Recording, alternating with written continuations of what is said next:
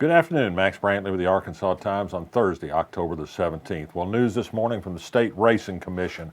A surprise announcement, but the news itself isn't really surprising given the situation.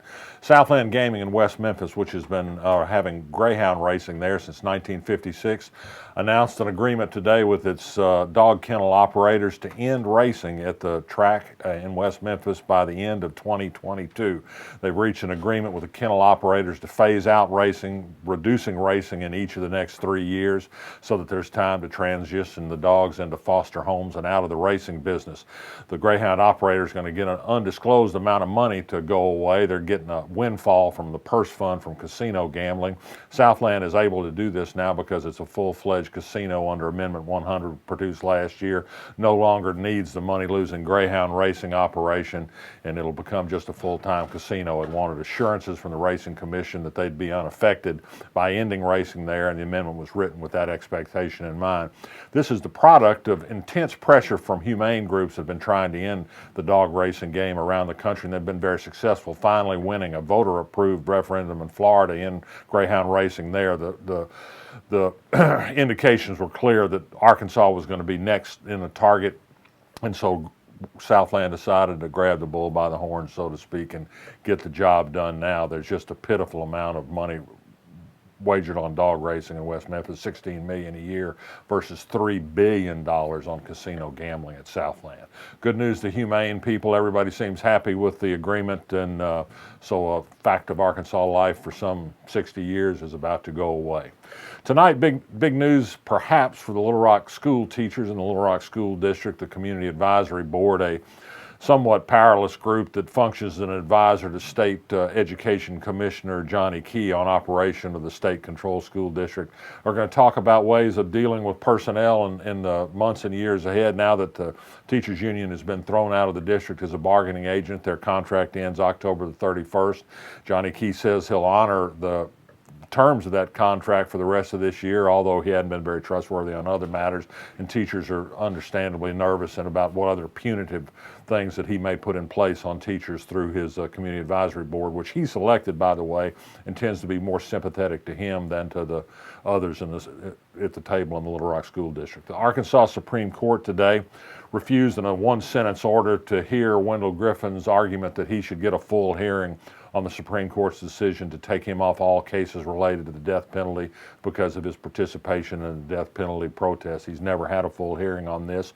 There's been no ethics finding against him for his participation in that case, but the Supreme Court just simply isn't going to hear from him, and that's become clear today. Speaking of judges, the Senate Judiciary Committee in Washington today voted 12-10 on straight party lines to approve Donald Trump's nomination of Lee Rudovsky to an open seat on the federal bench in the Eastern District of Arkansas based in Little Rock.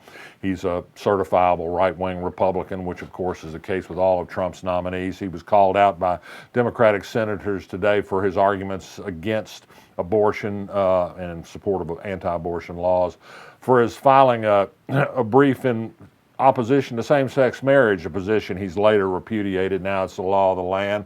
Also for his support of voter ID laws that have had the effect of suppressing minority votes in Arkansas.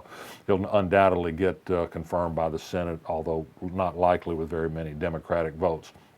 Here's a reason why newspapers sometimes still have some importance, dying though they might be. It's in Jonesboro. A wonderful editorial by the editor of the Jonesboro Sun, Chris Wessel, and he's given me permission to reprint it on the Arkansas blog, arkansasblog.com. You can find it there. He's very unhappy with its hometown. It just continues to refuse to name a street in any meaningful way after Martin Luther King Jr., like cities across the country have done. And then the next shameful event was a protest by a Tea Party group against the library inviting an author of an award-winning novel addressed to youth, Meredith Rosso, to talk about her book about what it's like to be a trans woman. Groups have protested this. School children can go see this speech for free if they sign up to go. They're not made to go, by the way.